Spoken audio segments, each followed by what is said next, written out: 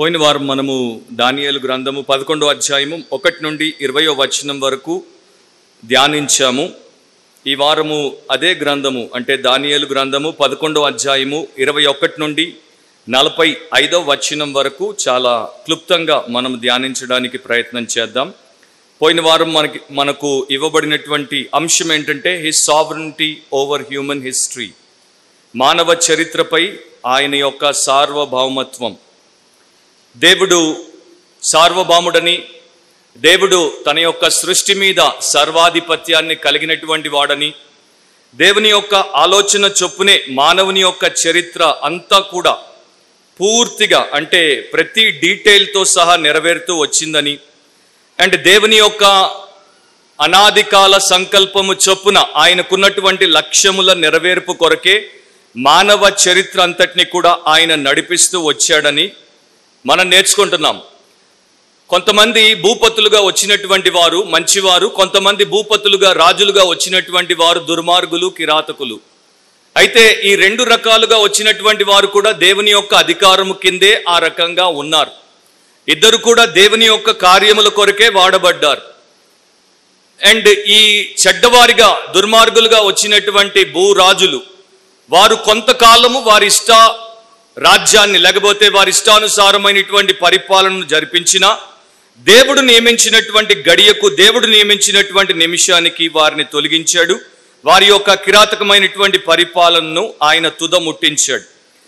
ఒక విషయంలో చెప్పాలంటే God is in total control. దేవుడు సమస్తమును తన ఆధీనములో ఉంచుకున్నాడు. మనిషి యొక్క జీవితంలో ప్రతి ఘట్టము, ప్రతి విషయము, ప్రతి సన్నివేశము ఆయన దృష్టిలో ఉంది. ఆయన అనుమతి చొప్పునే అది జరుగుతోంది. అది దానియేలు ద్వారా మనము చాలా బలంగా నేర్చుకునేటువంటి విషయం. ఆయన ప్రజల విషయానికి వస్తే వారు చాలా శ్రమలు పాలయ్యారు, అనేక రకాలుగా హింసించబడ్డారు. కాకపోతే ఆయన నియమించినటువంటి కాలానికి మాత్రమే వారు ఆ రకంగా శ్రమల పాలవ్వడానికి అనుమతించబడ్డారు. ఆ కాలం అయిపోయేసరికి వారికి కూడా శ్రమల నుండి దేవుడు పరిపూర్ణమైనటువంటి విడుదలను దయచేశాడు. 21, 22 వచనాలు, దానియేలు 11వ అధ్యాయం 21, 22 వచనాలు నేను చదువుతున్నాను. మనం వచనాలు చదువుకుంటూ క్లుప్తంగా దాని యొక్క సారాంశాన్ని వినుకుంటూ ముందుకెళ్ళిపోతాం. అతనికి బదులుగా నీచుడగు ఒకడు వచ్చును, అతనికి రాజ్య ఘనత నీయరు గాని నెమ్మది కాలమందు అతడు వచ్చి ఇచ్చకపు మాటల చేత రాజ్యమును అపహరించును. ప్రభావం వంటి బలము అతని ఎదుటి నుండి వారిని కొట్టుకొని పోవుట వలన వారు నాశనమగుదురు. సంధి చేసిన అధిపతి సహా నాశనమగును. పోయిన వారం మనం చూసాం, ఎక్కువ శాతము చరిత్రను చూసాం. చాలా రకాలైనటువంటి పలుకలైనటువంటి పేర్ల గురించి మనము కష్టపడి నేర్చుకున్నాం. మరి మీకు ఎంతమంది పేర్లు గుర్తున్నాయో, ఏ రకంగా మీకు ఆ తారీఖులు గుర్తున్నాయో నాకు తెలియదు. కానీ నాకున్నటువంటి సగం మతిమరుపుతో నేను నోట్స్ రాసుకున్నా కూడా మర్చిపోతున్నాను. ఇక మీరు ఒక్కసారి విని వాటిని గుర్తుపెట్టుకోవడము చాలా గొప్ప విషయమే అని అనుకుంటాను. కాకపోతే అది చరిత్ర, అది వాస్తవం. దేవుడు అది జరగకముందే చాలా స్పష్టంగా పలానా కాలంలో, పలానా దేశంలో, పలానా ప్రాంతంలో, పలానా రీతిలో ఈ వ్యక్తి ద్వారా ఈ రకమైనటువంటి విషయాలు జరుగుతాయని దానియేలు ద్వారా ఏదైతే చెప్పించాడో దాని ప్రకారమే జరుగుతూ వచ్చింది. కనుక అది మనం తెలుసుకోవడం అవసరం. పూర్తిగా తెలుసుకోవాల్సినటువంటి అవసరం లేదు.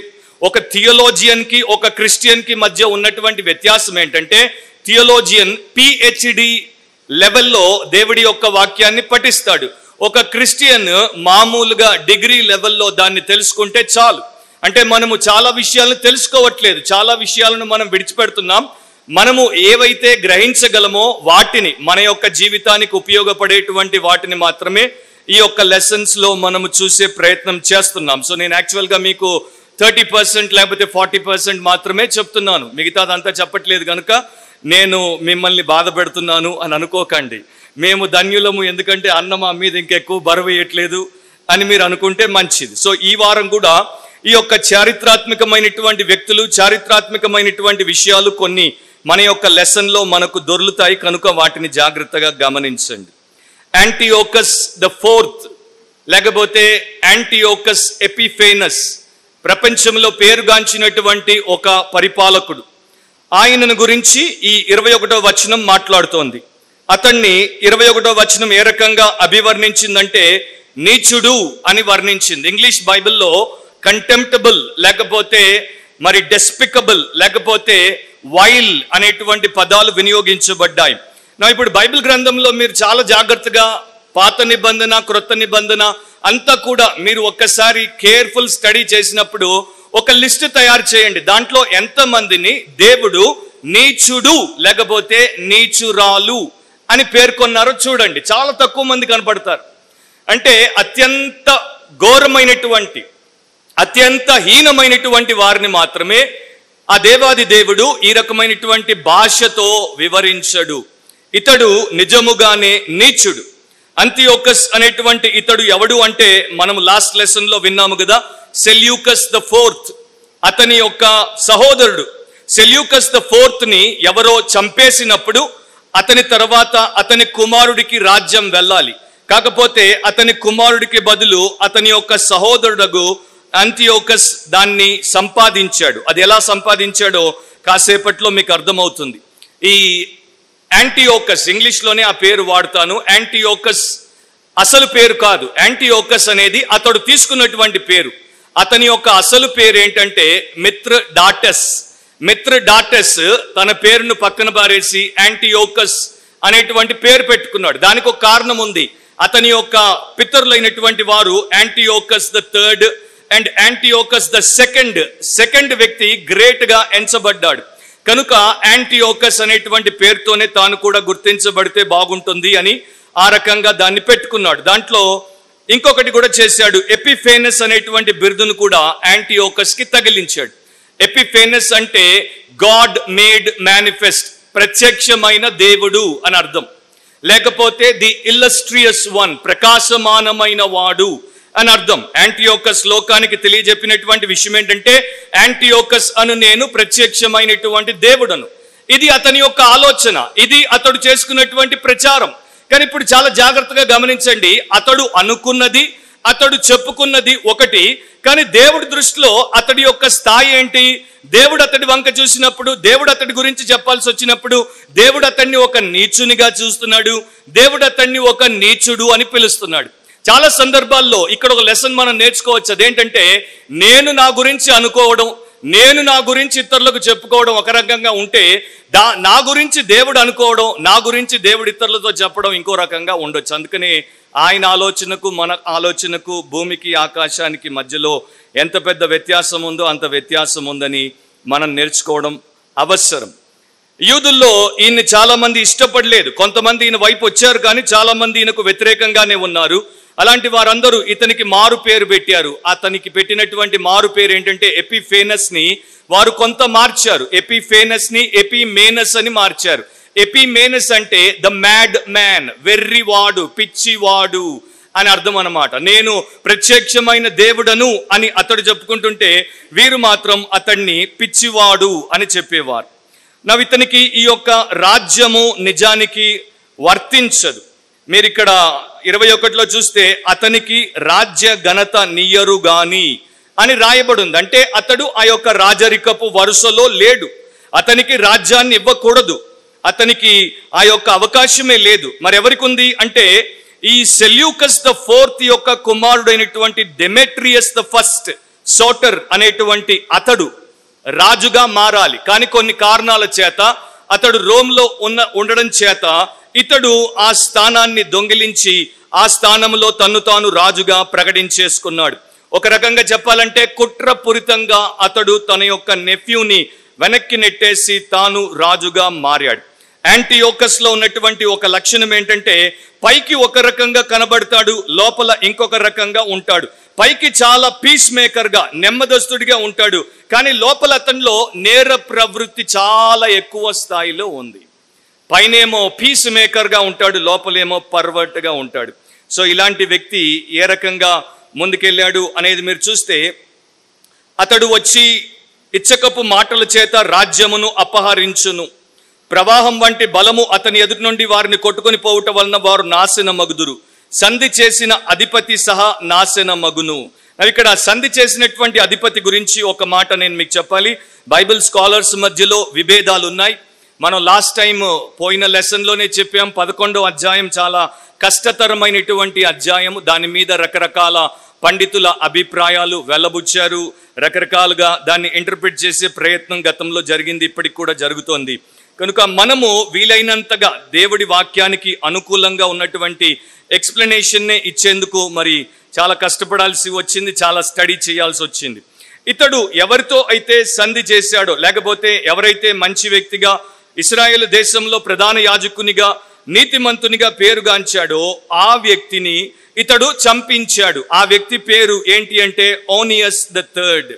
ఇతడు రైచియస్ హై ప్రీస్ట్ అన్నమాట. ఇతన్ని ప్రిన్స్ ఆఫ్ ద కవెనెంట్, లేకపోతే సంధి చేసినటువంటి అధిపతి అనేటువంటి రీతిలో బైబిల్ పిలుస్తోంది. అతన్ని కూడా ఇతడు అడ్డు తొలగించుకున్నాడు. చాలా తక్కువ టైంలో ఎక్కువ స్థాయికి ఎదిగిపోయినటువంటి వాడు, అనూహ్యమైనటువంటి రీతిలో పైకొచ్చాడు అని కొంతమంది గురించి అంటుంటారు కదా. ఆ రకంగా చిన్నగా మొదలై పెద్దగా మారిపోయాడు అని చెప్పడంలో సందేహం లేదు. సో ఈ రకంగా ప్రపంచంలో కొంతమంది అనూహ్యమైనటువంటి రీతిలో ఎందుకు ఒరగరు అనుకున్నటువంటి వారు ఒక రోజున ప్రపంచంలో పేరుగాంచినటువంటి వారి గురించి ఒక నలుగురి గురించి మీతో చెప్పనివ్వండి. దాంట్లో మొట్టమొదటి వాడు అలెగ్జాండర్ ద గ్రేట్. 22 సంవత్సరాలకు అలెగ్జాండర్ ద గ్రేట్ అని ఎవరు అతన్ని ఊహించలేదు, ఎవరు అతన్ని ఆ రకంగా పిలవలేదు. అలెగ్జాండర్ ఎవరికి ఆ రకంగా పరిచయము కాదు.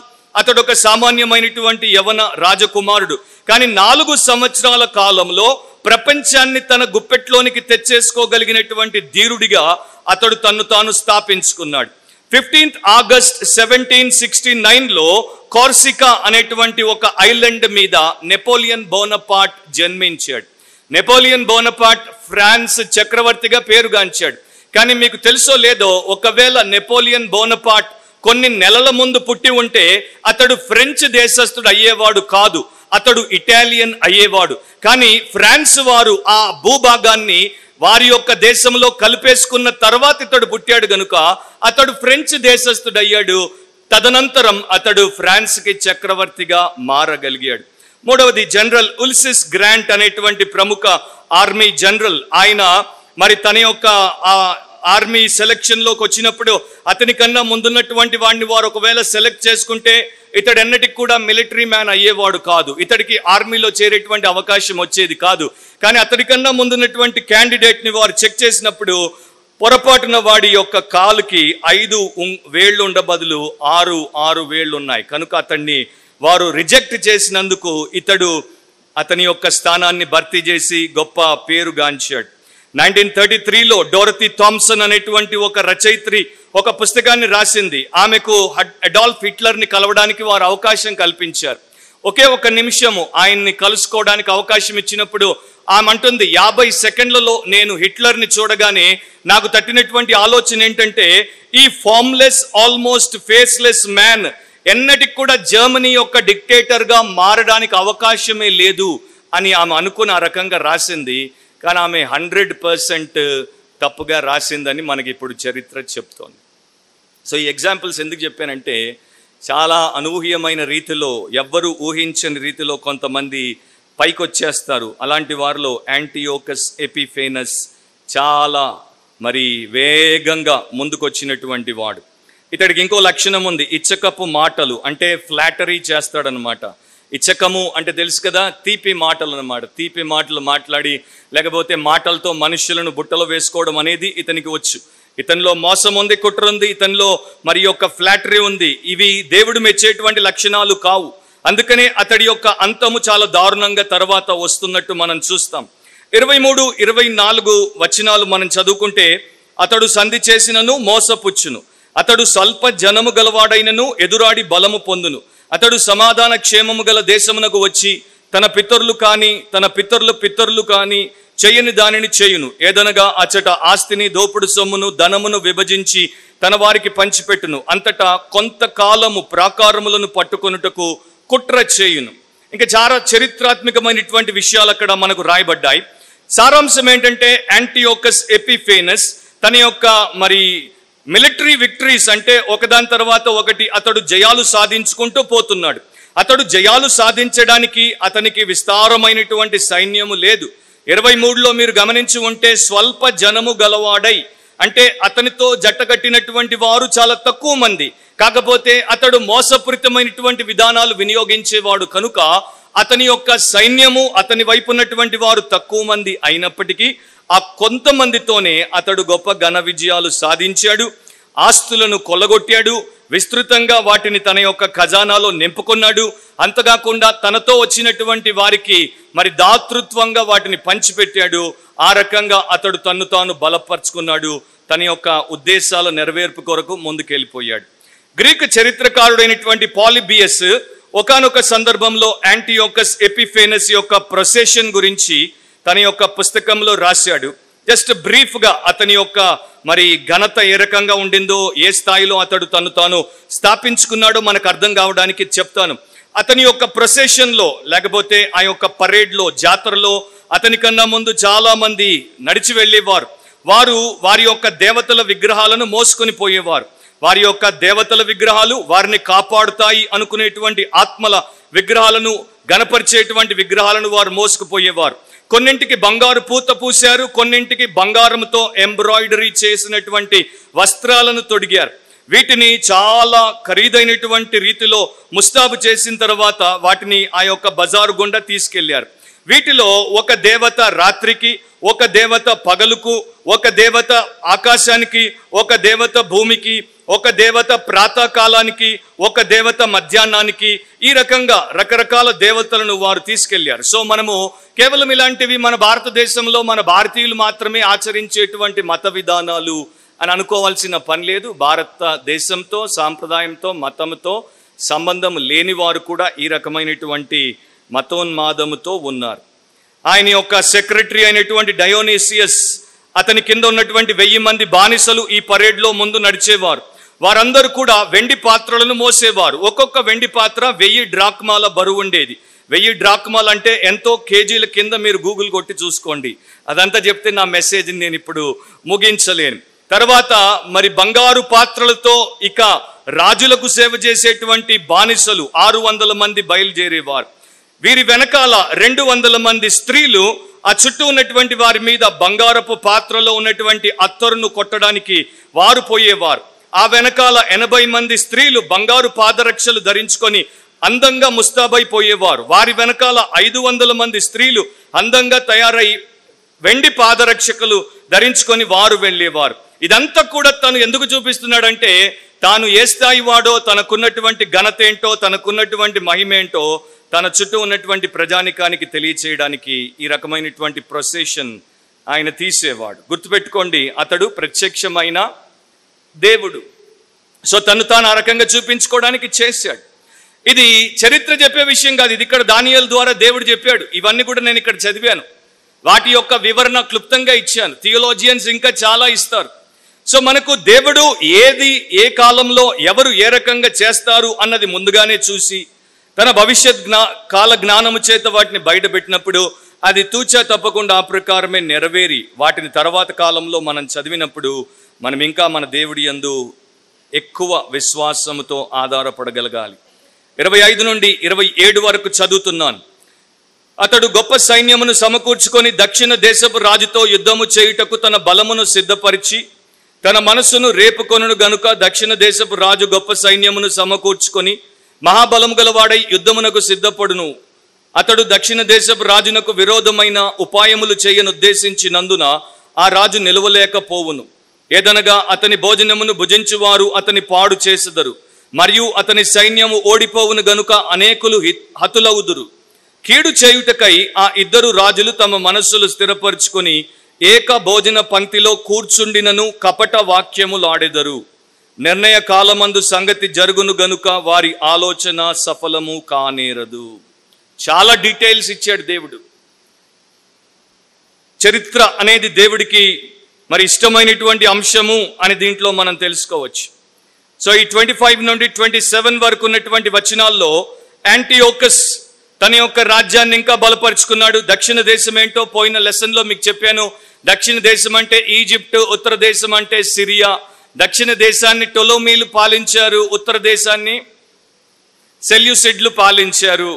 సో ఈ యొక్క దక్షిణ దేశం అంటే ఈజిప్ట్ మీదికి అతడు తన యొక్క సైన్యముతో వెళ్ళాడు. ఈజిప్ట్ యొక్క రాజు ఆ సమయంలో టొలోమీ ద 6th ఫైలోమీటర్, అతడు పాలిస్తున్నాడు. అతని మీదికి వెళ్ళినప్పుడు నైల్ డెల్టాకు దగ్గరలో ఉన్నటువంటి పెలుసియం అనేటువంటి ప్రాంతంలో యుద్ధం జరిగింది. ఐగుప్తు రాజు కూడా, దక్షిణ దేశపు రాజు కూడా పెద్ద సైన్యంతో ఇతన్ని ఎదుర్కోవడానికి వచ్చాడు. అయినా కూడా ఓడిపోయాడు. ఏదో రకంగా యాంటియోకస్ ఐగుప్తును తన యొక్క హస్తగతం చేసుకోవాలనుకున్నాడు. కాకపోతే ఆ సమయంలో అతడు స్నేహ హస్తాన్ని ఈ యొక్క టొలోమీ ద 6th చాపాడు. సో ఇద్దరు స్నేహం చేసుకోవడానికి ముందుకొచ్చారు. ఆ క్రమములో వారిద్దరూ ఒక విందులో పాల్గొన్నారు. దాని గురించే దేవుడు వారు పుట్టక మునిపే ఆయన యొక్క వాక్యంలో మనకు తెలియచేశాడు. వారిద్దరు కూడా ఒకప్పుడు బద్ధ శత్రువులు, కానీ వారిద్దరూ ఈ యొక్క భోజనపు బల్ల దగ్గరికి వచ్చారు. నిర్ణయ కాలమందు వారు ఆ భోజనపు బల్ల దగ్గర కూర్చున్నా కూడా ఇద్దరు పీస్ అనేది స్థాపిద్దాం, ఇద్దరము స్నేహంగా ఉందాం, ఒకరికొకరముగా సహాయం చేసుకుందాం అని చెప్తున్నారు. కానీ ఇద్దరిలో కూడా మనసులో కపటం అనేది ఉంది. పైకైతే స్నేహం మాట్లాడుతున్నాము, కానీ హృదయంలో మోసం ఉంది. అందుకనే వారిద్దరూ తర్వాత కాలంలో కలుసుకోలేకపోయారు, వారు వేరైపోయారు. దాని గురించే ఇక్కడ అతని భోజనమును భుజించువారు అతని పాడు చేసెదరు అని రాయబడింది. ఈ యుద్ధంలో కూడా చాలా మంది చనిపోయారు. ఇక 28వ వచనాన్ని చదివితే, అతడు మిగుల ద్రవ్యము గలవాడై తన దేశమునకు మరలును, మరియు పరిశుద్ధ నిబంధనకు విరోధి అయి ఇష్టానుసారముగా జరిగించి తన దేశమునకు తిరిగి వచ్చును.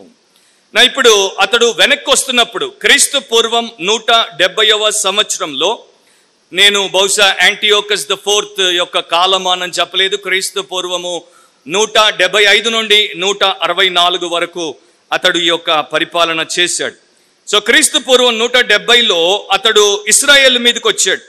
యెరూషలేమును ముట్టడి వేశాడు, యెరూషలేమును దోచుకున్నాడు, యెరూషలేమును పాడు చేశాడు, ఆ దేవాలయము చుట్టూ ఉన్నటువంటి భూభాగాన్ని పాడు చేశాడు.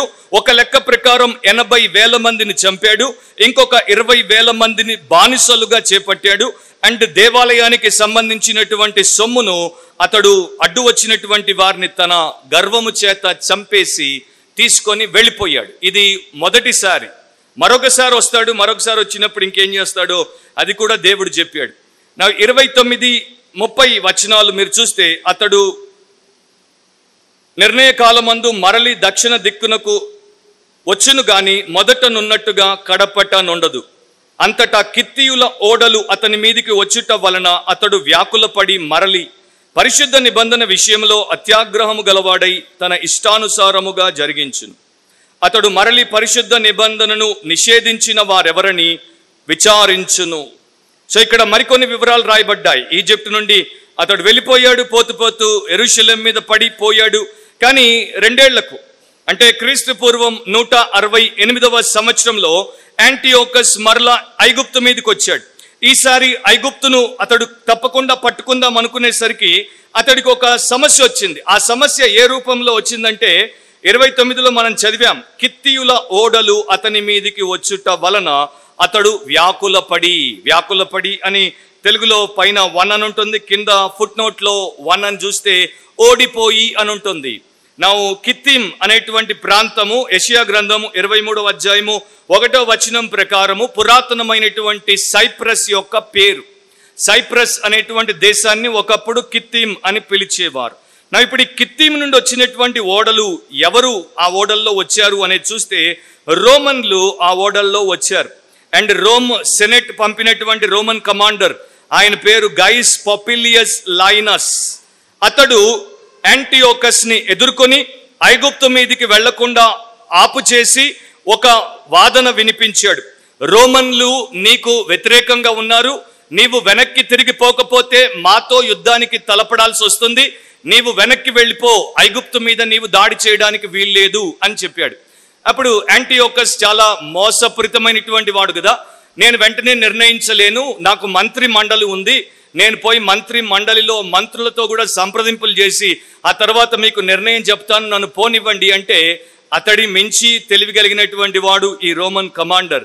ఇతడు ఏం చేశాడంటే తన చేతిలో ఉన్నటువంటి కర్రతో యాంటియోకస్ ని ఒక సర్కిల్ గీసి దాంట్లోనికి వచ్చి నిలబడమని చెప్పి, ఈ సర్కిల్ నుండి బయటకు వచ్చే లోపల నీ నిర్ణయం చెప్పాలి, లేకపోతే రోమ్తో యుద్ధానికి నీవు సిద్ధమని మేము తీసుకుంటాం అండ్ మేము నీ మీదకి యుద్ధానికి వస్తామన్నప్పుడు యాంటియోకస్కి చాలా ఇబ్బంది అయిపోయింది. ఎందుకంటే ఆ టైంలో యాంటియోకస్ రోమన్లను ఏ రకంగా కూడా ఎదుర్కొనేటువంటి శక్తి సామర్థ్యాలు కలిగి లేడు. కనుక ఆ సర్కిల్లో ఉన్నప్పుడు అతడు డెసిషన్ తీసుకోవాల్సి వచ్చింది. వెంటనే వెనక్కి వెళ్ళిపోతానని చెప్పాడు. అతడు బయటకు వచ్చి వెనక్కి వెళ్ళిపోయాడు. ఓడిపోయాడు గనుక, యుద్ధము చేయకుండానే ఓడిపోయాడు. ఐగుప్తును సంపాదించలేకపోయాడు. రోమ్ ముందు తల వంచాడు కనుక చాలా అవమానంగా ఫీల్ అయ్యాడు. అవమానంగా ఫీల్ అయినప్పుడు, కోపంతో ఉద్రేకంతో నిండిపోయినప్పుడు దాన్ని ఎవరి మీదో ఒకరి మీద తీయాలి కదా. బాసు మీద కోపం వస్తే ఇంటికి వచ్చి భార్య మీదో బిడ్డ మీదో తీయాలి కదా. తీయకపోతే ఆ ప్రెషర్ లోపల ఉన్నంతసేపు ఇతడు మరి ఏ రకమైనటువంటి సమాధానాన్ని కలిగి ఉండలేడు. సో ఈ యొక్క కోపాన్ని ఎవరి మీద చూపాడు? అమాయక జనమైనటువంటి యూదుల మీద చూపాడు, ఇశ్రాయేలు మీద చూపాడు. అండ్ దేవుడు దాని గురించి ముందుగానే చెప్పాడు. ఎంతగా చెప్పాడంటే 30వ వచనంలో ఈ రకంగా చెప్పాడు, పరిశుద్ధ నిబంధన విషయంలో అత్యాగ్రహము గలవాడై తన ఇష్టానుసారముగా జరిగించు. ఇక్కడ ఓడిపోయాడు గనుక విపరీతమైనటువంటి కోపానికి గురై ఆ కోపం అంతటిని కూడా ఇశ్రాయేలీయుల మీద అతడు తీశాడు. ఇది రెండవసారి జరిగినటువంటి విషయం. దాని గురించి మనము తర్వాత వచనాల్లో చూస్తాం. అతని పక్షమున 31, 32 చదువుతున్నాను. అతని పక్షమున శూరులు లేచి పరిశుద్ధ స్థలపు కోటను అపవిత్రపరిచి అనుదిన బలి నిలిపివేసి నాశనమును కలుగుజేయు హేయమైన వస్తువును నిలువబెట్టుదురు. అందుకతడు ఇచ్చకపు మాటలు చెప్పి నిబంధనను అతిక్రమించు వారిని వశపరుచుకొనును. అయితే తమ దేవుని నెరుగువారు బలము కలిగి గొప్ప కార్యములు చేసెదరు. సో ఇక్కడ మరికొన్ని వివరాలు మనకు రాయబడ్డాయి. సెకండ్ టైం ఆ యొక్క యెరూషలేం మీద ముట్టడి వేసినప్పుడు అతడు చేసింది నేను గత లెసన్లో కూడా చెప్పాను, మరొక్కసారి నేను జ్ఞాపకం చేస్తాను. అదేంటంటే పూర్తిగా మోషే ధర్మశాస్త్రానికి వ్యతిరేకంగా ఆజ్ఞను జారీ చేశాడు. 1, సబ్బాతును మీరు ఆచరించకూడదు. 2, సున్నతిని మీరు ఆచరించకూడదు. 3, ధర్మశాస్త్రాన్ని చించివేయాలి, కాల్చివేయాలి. అది మీ గ్రంథముగా మీరు చదువుకుని పాటించేటువంటి విషయంగా ఉండకూడదు. ఇది యూదుల మీద ఎంత భారం అంటే మమ్మల్ని చచ్చిపోమంటే మేలు ఈ రకంగా బ్రతకడం కన్నా అనేటువంటి రీతిలో వారు భావించారు. యాంటియోకస్ తన యొక్క జనరల్ అపోలోనియస్ అనేటువంటి వ్యక్తి ద్వారా మరి 22,000 మంది సైనికులను ఆ యెరూషలేముకు పంపారు. యెరూషలేం మీదకి వీరు మొదట సమాధానకరంగా వచ్చినట్టే వచ్చి దాని మీద దాడి చేశారు. ఎప్పుడు దాడి చేశారు? వీరందరూ కూడా, యూదులందరూ కూడా సబ్బాతు ఆచరిస్తున్నప్పుడు, వారు ఏమరపాటుతో ఉన్నప్పుడు వారి మీద పడి వేలాది మందిని కత్తివాత చంపేసి వారి స్త్రీలను పిల్లలను బానిసలుగా పట్టుకొని వారి పట్టణాన్ని తగలబెట్టి వారి యొక్క ఆస్తులను కొలగొట్టి జుడయిజంని అంటే ఈ యొక్క యూదా మతాన్ని పూర్తిగా నాశనం చేయడానికి కంకణం కట్టుకున్నారు.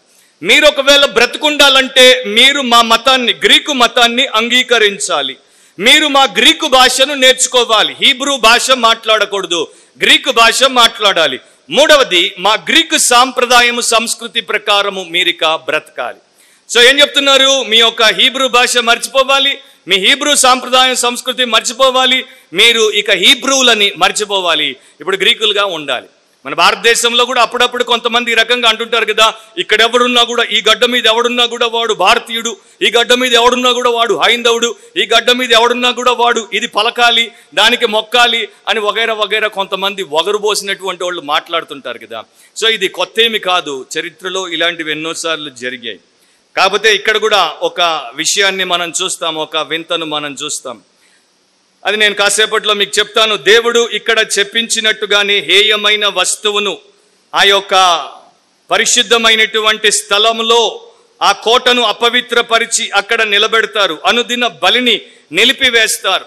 అనుదినము ఇశ్రాయేలీయులు 2 పూటల బలి అర్పించేవారు, దాన్ని నిషేధించేశారు. అండ్ ఎక్కడైతే దేవుని యొక్క బలిపీఠం ఉందో ఆ స్థానంలో జూస్కి, ఈ గ్రీకుల దేవత అయినటువంటి జూస్కి అతడు బలిపీఠం కట్టాడు. ఖచ్చితంగా చరిత్ర ఇచ్చినటువంటి తారీఖు ఏంటంటే డిసెంబర్ 16 క్రీస్తు పూర్వము 167వ సంవత్సరమున ఈ యొక్క బలిపీఠాన్ని కట్టి ఆ బలిపీఠం మీద అతడు ఒక పందిని దహన బలిగా అర్పించాడు.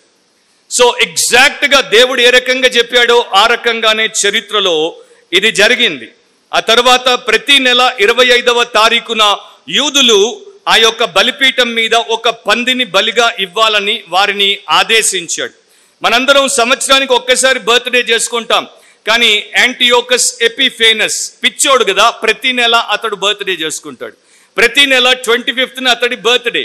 సో ప్రతి నెల 25న ఈ యొక్క బలిపీఠం మీద అతడి బర్త్డే సందర్భంగా ఒక పందిని వారు బలిగా ఇవ్వాలి. ఒక రకంగా చెప్పాలంటే యాంటియోకస్ వర్షిప్ ని అతడు అక్కడ స్థాపించి దాన్ని పెంపొందించాడు. సో జ్యూస్ ని ఆరాధించండి అని చెప్పడమే కాదు, జ్యూసే కాదు, జ్యూస్ తర్వాత నన్ను కూడా ఆరాధించండి అని అతడు వారికి ఆజ్ఞాపించాడు. చరిత్రలో ఆ కాలపు నాణ్యాలు కొన్ని దొరికితే వాటిని బ్రిటన్ మ్యూజియంలో దాచిపెట్టారు. సో బ్రిటన్ మ్యూజియంలో ఈనాటికి కూడా కొన్ని సిల్వర్ టెట్రా డ్రాక్మా కాయిన్లు ఉన్నాయి. వాటి మీద మీరు చూస్తే జ్యూస్ ఆకారంలో యాంటియోకస్ యొక్క పోలికలు కలిగినటువంటి తలకాయ మనకు కనబడుతుంది. యాక్చువల్గా యాంటియోకస్ లాగానే జ్యూస్ ని తయారు చేసి దాని మీద ఒక కిరీటం పెట్టి కింద ఈ మాటలు కూడా రాశారు.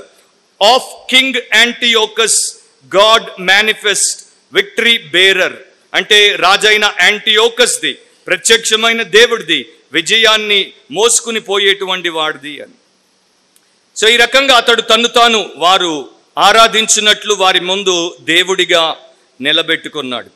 ఇక్కడ 32వ వచనాన్ని చదువుతున్నాను మరొకసారి. అందుకతడు ఇచ్చకపు మాటలు చెప్పి, మరొకసారి ఫ్లాటరీ చేసి, మరొకసారి తీపి మాటలు పలికి, మరొకసారి తేనె పూసినటువంటి మాటలు మాట్లాడి కొంతమందిని నిబంధనను అతిక్రమించి తన వశంలోనికి వచ్చేటట్టు చేశాడు. అంటే వీళ్ళు దేవుడి ప్రజలే, ఇశ్రాయేలీయులే, యూదులే, ధర్మశాస్త్రానికి కట్టబడినటువంటి వారే. కానీ వారి మీదకి ఇతడు వచ్చి పడి వారిని నానా రకాలుగా ఇబ్బందుల పాలు చేస్తున్నప్పుడు వారు ఏమయ్యారంటే రాజీ పడిపోయారు. ఇతడు చెప్పినటువంటి మురిపించే మాటలకు మైమరిచిపోయారు, మోసపోయారు. సో అటు నుండి ఇతని వైపు వచ్చేశారు. అతడు వీరికి పెట్టినటువంటి షరతు ఏంటి? మీరు ఇశ్రాయేలు దేవుణ్ణి పక్కన పెట్టండి, నా దేవుడైనటువంటి జ్యూస్ ని ఆరాధించండి. మీరు ఇశ్రాయేలు యొక్క అన్ని విషయాలను వదిలేయండి, నా వైపు వచ్చేసి నా విషయాలను గైకొనండి, అప్పుడు నేను మీకు కావలసినవన్నీ ఇస్తాను అని చెప్పగానే వారిలో కొంతమంది ఈ యొక్క నిబంధనను అతిక్రమించి అతని వైపు వెళ్ళిపోయారు. కాకపోతే కొంతమంది వెళ్ళలేదు. దీన్నే శేషము అంటారు, రెమ్నెంట్ అంటారు. కొంతమంది తమ దేవుడి పక్షమున నమ్మకంగా ఉన్నారు. వారిని ఊచకోత కోసినా కూడా వారు వీనికి వంగి మొక్కలేదు.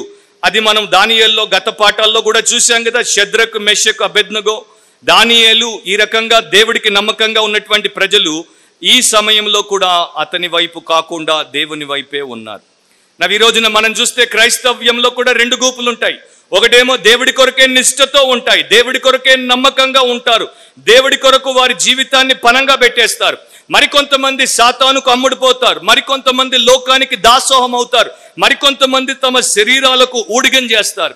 సో 2 రకాలు అప్పుడు ఉన్నారు, ఇప్పుడు ఉన్నారు. అయితే ఇక్కడ ఒక మంచి మాట దేవుడి ఆత్మ మనకు రాశాడు. అది నేను చెప్పక మునుపు మరొక మాట మీకు వినిపిస్తాను. తమ దేవుని నెరుగువారు బలము కలిగి గొప్ప కార్యములు చేసెదరు. అవి చాలా ఇంట్రెస్టింగ్ విషయం అన్నమాట. తమ దేవుని నెరుగువారు, they that know their God. ఇప్పుడు ఎవరు తమ దేవుణ్ణి ఎరిగిన వారు? అదొక గంట సేపు చెప్పుకోవచ్చు ఆ సందేశం, ఆ ఒక్క వచనం మీద.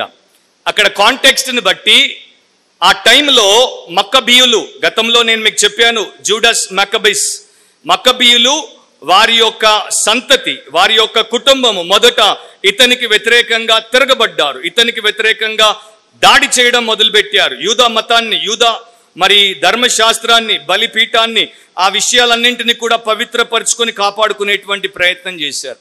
వారు చిన్న మందే, కాకపోతే వీరు దేవుడి వైపు నమ్మకంగా నిలబడ్డారు. మిగతా వారందరూ అతనికి అమ్ముడుపోయారు. సో వారి గురించి ఈ యొక్క మాటలు చెప్పబడుతున్నాయి, వారి గురించి ఇవి సూచనగా రాయబడ్డాయి. కాకపోతే ఈ రోజున మనకు కూడా ఇది వర్తిస్తుంది. ఇన్ ప్రిన్సిపల్ ఇది మనకు కూడా వర్తిస్తుంది. ఎవరు బలంగా ఉంటారు? తమ దేవుడిని ఎరిగినటువంటి వారు బలంగా ఉంటారు. ఇప్పుడు మీరు చాలా జాగ్రత్తగా ఆలోచించండి. దేవుడిని ఎరుగుట అంటే ఏమిటి అండ్ ఏ రకంగా దేవుడిని ఎరుగగలం? నేను ఒక బీపీసీ చదివినటువంటి స్టూడెంట్ని, అంటే నేను ఇంటర్మీడియట్లో మరి బైపీసీ అనేవాళ్ళు ఆ రోజున. సో ఈ రోజున బైపీసీ అంటారో బీపీసీ అంటారో, ఏమంటారు? బైపీసీ. సో దాంట్లో మాకు botany, zoology, chemistry. So intermediate student botany చదువుతాడు, తర్వాత గ్రాడ్యుయేషన్లో కూడా బీఎస్సీ అదే తీసుకుంటే బాటనీ చదువుతాడు, తర్వాత పిహెచ్డిలోకి వచ్చి దాని మీద రీసెర్చ్ చేస్తే బాటనీ చదువుతాడు. నా క్వశ్చన్ ఏంటంటే, ఇన్నేళ్లు పిహెచ్డి స్థాయి లెవెల్ స్కాలర్ వచ్చేంత వరకు అతడు బాటనీయే చదివాడు కదా, అతనికి బాటనీ అంతా తెలుసా? తెలీదు.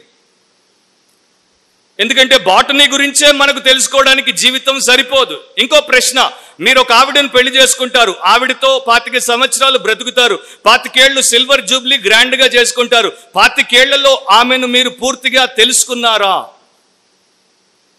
సో ఒక మనిషిని తెలుసుకోవడానికి 25 ఏళ్ళు 50 ఏళ్ళు మనకు చాలవు. ఒక సబ్జెక్ట్ ని తెలుసుకోవడానికి మన జీవితకాలం మనకు చాలదు. మరి మన దేవుణ్ణి తెలుసుకోవడానికి మనకు నిత్యత్వం అయినా సరిపోతుందా? చాలదు.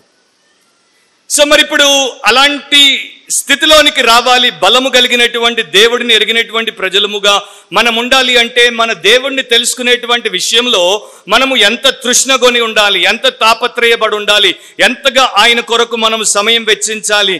ఆయన యొక్క మాటల ద్వారా ఆయనను తెలుసుకోవడానికి, ఆయనను గూర్చి తెలుసుకోవడానికి కాదు, ఆయనను తెలుసుకోవడానికి. It is not knowing about God, it is knowing God. So ఆలోచించండి, ఎవరు బలంగా ఉంటారు? తమ దేవుడిని ఎరిగినటువంటి వారు బలంగా ఉంటారు. అందుకని నేను అంటాను, మనం ప్రతినిత్యము ప్రతిరోజు మనకున్నటువంటి ప్రతి అవకాశాన్ని మన దేవుడిని తెలుసుకుంటూ ఉంటే ఇంకా ఆయనకు దగ్గర అవుతాం, ఇంకా మనం బలంగా ఉంటాం, భక్తిలో బలంగా ఉంటాం, విశ్వాసంలో బలంగా ఉంటాం, పరిశుద్ధతలో బలంగా ఉంటాం, నీతిలో బలంగా ఉంటాం. ఇక్కడ రాశాడు, వారు వారి యొక్క నిర్ణయాల్లో బలంగా ఉన్నారు, వారు వారి యొక్క పరిశుద్ధతలో బలంగా ఉన్నారు, వారు రాజీ పడలేదు, వారు జ్ఞానంతో వ్యవహరించారు, వారికి ఉన్నటువంటి తక్కువ అవకాశాన్ని వారు వినియోగించి ఇతరులు కూడా మరి దేవుడి వైపు ఉండునట్లు వారికి బోధించారు అని అనేక విషయాలు రాయబడ్డాయి. వారు ప్రాణాలకు తెగించారు, ప్రాణాలు ఖడ్గాలకు అప్పగించారు, కానీ వారి దేవుణ్ణి మాత్రం వారు వదలలేదు. సో చివరి దినాల్లో ఇలాంటి దినాల కన్నా దారుణమైనటువంటి దినాలు, యాంటీయోకస్ ఎపిఫేనస్ కన్నా దారుణమైనటువంటి దినాలు, యాంటీ క్రైస్ట్ కన్నా ముందు యాంటీ క్రైస్ట్ వచ్చినప్పుడు రాబోతున్నాయి. గనుక అలాంటప్పుడు ఎవరు బలంగా ఉంటారు, ఎవరు బుద్ధిమంతులుగా ఉంటారు, ఎవరు తమ బ్రతుకు తెరువు కొరకు ఆలోచించక తమ దేవుడి కొరకు నిలబడతారంటే, తమ దేవుడిని ఎరిగిన వారు. అండ్ సాతాను ఎంత మోసపూరితమైనటువంటి వాడంటే, ఎంతగా ఇచ్చకపు మాటలు చెప్పి మనుషుల్ని బుట్టలో వేసుకున్నాడంటే, ఈ రోజుల్లో ఉన్నంత దైవ అజ్ఞానము గతములో ఎన్నడూ లేదు. క్రైస్తవ చరిత్ర 2000 సంవత్సరాలుగా చీకట్లో బైబుల్ మనుషులకు లేనప్పుడు వారికి దేవుడు తెలిసినంత, ఈ రోజున 100 బైబుల్లు నా చుట్టూ, నా పైన, నా కింద పెట్టుకొని కూడా నాకు తెలియదు అంటే నేనెంత దరిద్రుడను, నేనెంత సిగ్గుపడాలి. 150 ఏళ్ల క్రితం 8 ఏళ్ల చిన్న పిల్లోడికి తెలిసినంత ఈ రోజున బీటీహెచ్ చేసినటువంటి ఒక వెధవకు తెలియదంటే వాడెంత సిగ్గుపడాలి. సో మనం చాలా ఈజీగా ఆషామాషిగా తీసేసుకుంటాం, కానీ దేవుడు చాలా స్ట్రాంగ్గా క్లూస్ ఇచ్చాడు, ఇండికేషన్స్ ఇచ్చాడు, ప్రిన్సిపల్స్ చెప్పాడు, ఎవరు నిలబడతారు, ఎవరు పడిపోతారు. తర్వాత మేము ఈ రకంగా ఉండలేకపోయామని సాకులు చెప్తే చెల్లవు. ఆయన ఆల్రెడీ రాశాడు, ఇది ఎన్నటికి కూడా పోనటువంటి నిత్య గ్రంథం, సత్య గ్రంథం. మనం అడిగే ప్రతిదానికి దీంట్లో నుండే చూపిస్తాడు. దీన్ని సంకన పెట్టుకొని తిరిగావు, ఈ రోజున ఏమైపోయావని. సో నా ప్రియ సహోదరి సహోదరులారా, మీరు మీ దేవుణ్ణి తెలుసుకోవడానికి ఏం చేస్తున్నారు? మనం వారానికి 2 సార్లు కలుసుకోవాలంటే భారం, వారానికి 2 సార్లు కలుసుకోవాలంటే ఆయాసం. ప్రతిరోజు మన ఆఫీస్కి వెళ్ళడానికి, ఆ మూర్ఖపు ముఖాలు చూడడానికి, ఆ ముదనష్టపు పనులు చేయడానికి మనకి ఏ రకమైనటువంటి ఆయాసం ఉండదు.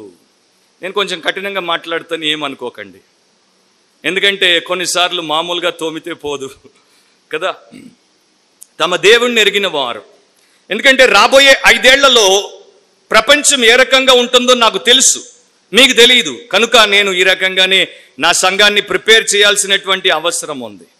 ప్రస్తుతము క్రైస్తవ్యం యొక్క పునాదులు కదిలిపోతున్నాయి. ఇక రోమన్ క్యాథలిక్లతో మనకు పని లేదు, మన క్రైస్తవ వ్యతిరేక సంస్థలతో మనకు పని లేదు, క్రైస్తవ వ్యతిరేక మతోన్మాద విరోధులతో మనకు పని లేదు. కానీ మన ప్రొటెస్టెంటనిజం యొక్క పునాదులే పెకిలించబడుతున్నాయి.